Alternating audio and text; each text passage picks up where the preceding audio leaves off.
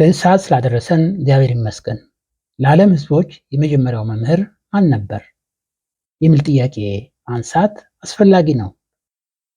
ባልዱዊን በድሩሲላ ጁን ሂውስተን 1926 እንደ አውሮፓውያን አቆጣጠር እንደገለጹት ሶለን ወይም ፕሌቶ አስተማሪው የሚሉት የማይመስል ከእውነት የራቀ ነው።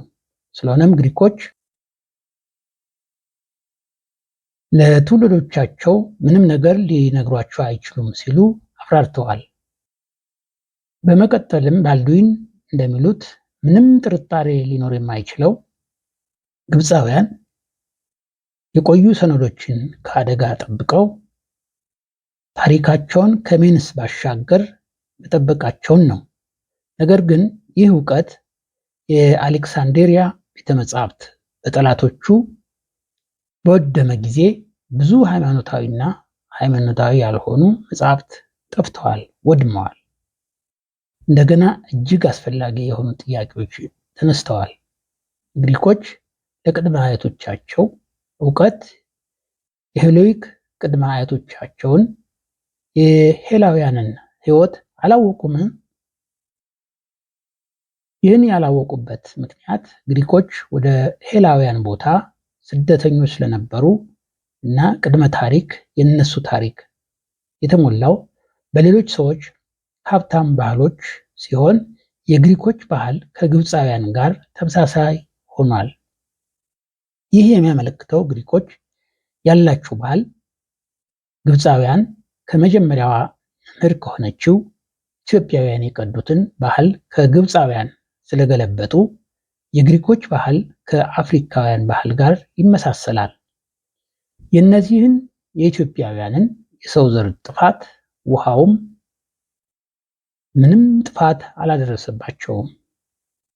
ለዚህ ሊሆን ይችላል ኢትዮጵያ ለሌሎች ዝርያዎች ጥበብን ልታስተላልፍ የቻለችው።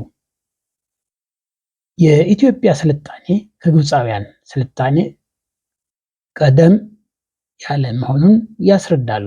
ሄርኩለስ በድሩሲላ ጁን ሂውስተን 1926 እንደ አውሮፓውያን አቆጣጠር ስለ ኢትዮጵያውያን ታላቅ ሕዝብ መሆናቸውን ሲያብራሩ የአባይን ተራራማ ቦታዎች አልምተው የሚኖሩ ኢትዮጵያውያን ነን ብለው በኩራት የሚናገሩ መሆናቸውን ሄርኩለስ ሲገልጹ መሰረት ያደረጉት የኢትዮጵያውያን የነቁ ታላቅና በኩራት ራሳቸውን ኢትዮጵያውያን ነን ብለው የሚያምኑ ናቸው።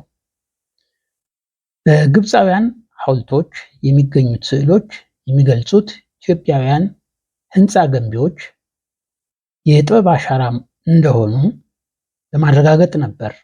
ከዚህ እኛ ኢትዮጵያውያን ማጤንና መጠቀም ያለብን ኢትዮጵያውያን አያቶቻችንና ቅድመ አያቶቻችን በሐውልቶች ላይ የሚስሏቸው ስዕሎች ምስጢራዊ ስለሆኑ በግብፅ ውስጥ የሚገኙትን ሐውልቶችና ፒራሚዶች ጥናትና ምርምር በማድረግ ሐውልቶችና ፒራሚዶች ውስጥ የተደበቁትን ምስጢሮች ማወቅና የጥንቱን የኢትዮጵያ ጥበብ በመተርጎም እውነቱን ማግኘት እጅግ አስፈላጊ መሆኑን ልንረዳ ይገባል። ጸሐፊ ይህን ያለበት ዋናው ምክንያት ስዕሎቹ የተሳሉት በጥንታውያን ኢትዮጵያውያን ካህናት ነው። ስለሆነም አሁንም ኢትዮጵያውያን ካህናት የጻፉትን ምስጢር የሚተረጉሙት ኢትዮጵያውያን ካህናት ናቸው። ያለበለዚያ በምስጢር በተሳለው ስዕል ያለው ዕውቀት ተደብቆ ሊቀር ይችላል። ምክንያቱም ሌሎች ሰዎች ስዕል ይዩታል እንጂ ከስዕሉ በስተጀርባ ያለውን ምስጢራዊ ትርጉም በትክክል ላያውቁ ይችላሉ። ይህ ሲደረግ ግን ኢትዮጵያውያንና ግብፃውያን መግባባት ያለባቸው መጀመሪያ ጥበብ አፍሪካዊ መሆኑን ነው። የዚህን ጥበብ ምስጢር መፍታት ደግሞ አውሮፓውያን በተለያየ ጊዜ ከአፍሪካ ዘርፈው በራሳቸው ቤተ መጻሕፍት የደበቁትን ምስጢር እንዲታወቅ ያደርጋል።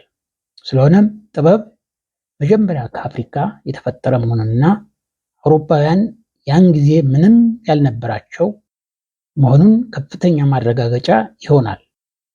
ስለዚህ ግብፅና ኢትዮጵያ በጋራ እነዚህን ምስጢራዊ ስዕሎችን የያዙትን ሐውልቶችና ፒራሚዶች በጥልቀት ጥናትና ምርምር ሊያደርጉ ይገባል። መምህርና ደራሲ ነጋ ገረሙ ታምራት ለዛሬ አበቃን። መልካም ሳምንት።